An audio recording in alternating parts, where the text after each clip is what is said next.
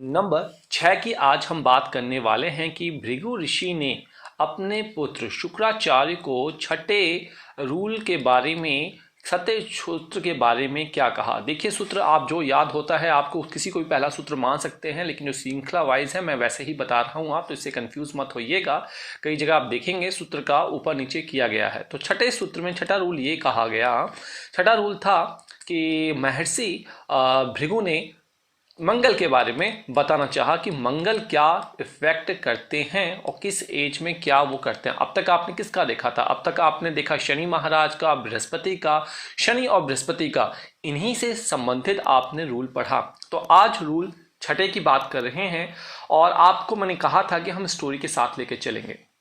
जैसा कि आप देख रहे हैं, आज की कहानी ये है कि बृहस्पति देव, यहाँ बृहस्पति देव या जिन विष्णु देव, आप बृहस्पति देव का ही एक रूप मान लीजिए, विष्णु देव का ही एक रूप बृहस्पति जी को मान लीजिए, पीछे लगे हुए हैं भृगु ऋषि के। इसका मतलब ये है कि भृगु देव जो थे, भृगु ऋषि जो थे, विष्णु जी को श्रेष्ठ मानते थे, उनकी पूजा आराधना करते थे। क्यों? क्योंकि जब भृगु जी को ये दायित्व दिया गया या जब वो उन्होंने मंशा बनाई कि मुझे टेस्ट करना है, मुझे ये रिसर्च करना है कि तीनों देवों में सर्वप्रथम सबसे बड़े कौन से, सबसे बड़े और उच्च के कौन से हैं, तो जब विष्णु जी का नंबर आया तो विष्णु जी के पास गए। तो उस वक्त विष्णु जी माता लक्ष्मी के गोद में लेटे हुए थे और अपने ध्यान में थे। तो भगवान भृगु जी वहाँ जाते हैं, उनके दक्ष पर वो पैर से हमला करते हैं। तो विष्णु जी वहाँ पर अचानक खड़े हो जाते हैं और भगवान भृगु जी से कहते हैं कहीं आपके चरण को चोट तो नहीं लगी। यह देखकर भृगु जी का जो हृदय था वो बहुत ही भावुक हो उठा। अपितु विष्णु जी ने यह भी कहा कि गुरुवर आप बैठें, और आपके आने का आभास मुझे नहीं था, जिसकी वजह से मैं इसके लिए मैं आपसे प्रार्थी हूँ, आपसे माफ़ी मांगता हूँ। उसके पश्चात जब सभी देवताओं को जब उन्होंने रिसर्च कर लिया तो उन्हें ये निकल के आया कि विष्णु देव बहुत ही भक्त वत्सल देव हैं और अपने भक्तों का सम्मान करते हैं। तो ये हुई कहानी। अब बात करते हैं मंगल देव के बारे में क्या कहा। मंगल देव के बारे में ये कहा कि मंगल कुंडली में जहाँ भी बैठे हों, मंगल आपकी कुंडली में, आपकी लग्न कुंडली में कहीं भी किसी घर में बैठे हों और वहाँ से 10वां भाव जो भी पड़े, 10वां भाव जो भी पड़े और आपकी एज हो 27 साल, तो वो उस 10वें भाव को एक्टिवेट कर डालते हैं। कहने का मतलब क्या है? मान लीजिए मंगल आपकी कुंडली में बैठे हों आपके लग्न में, और आपका लग्न 1 2 3 4 से लेकर 12 तक कोई भी हो सकता है।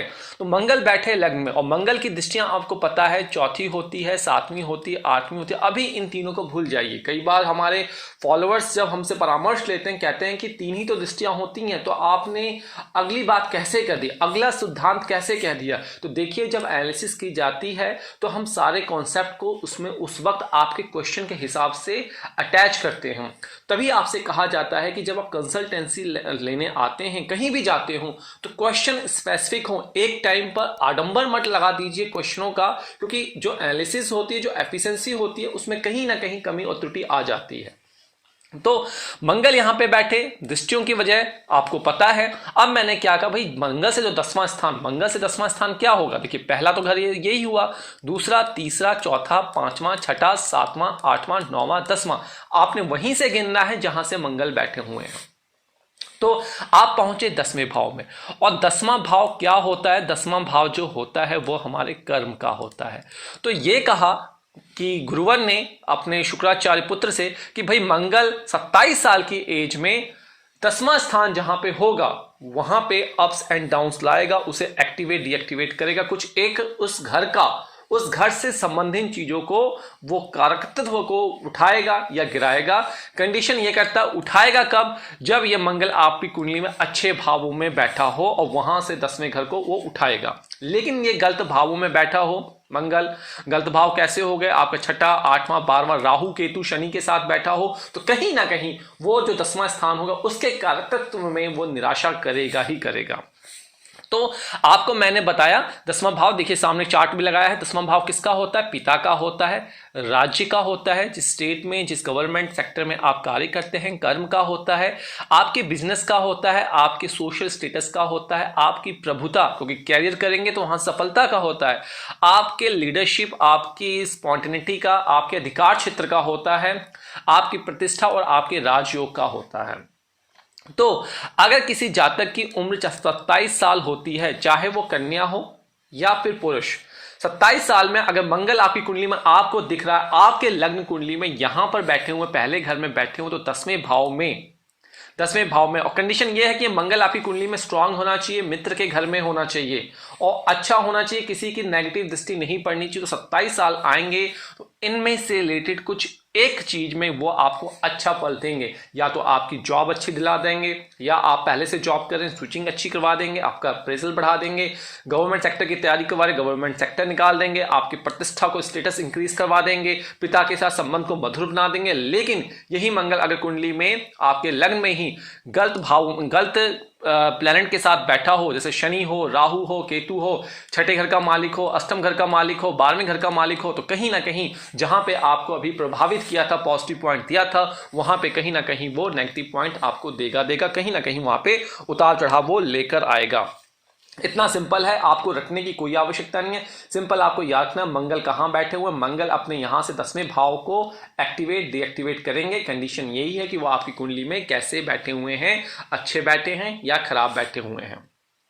तो ये सिंपल तरीका है। मंगल कुंडली में किसी भी भाव में बैठ सकते हैं, मंगल यहां पे बैठ सकते हैं, तो आपने यहां से 10वें स्थान पे देखना है, 10वें भाव को इफेक्ट करेंगे।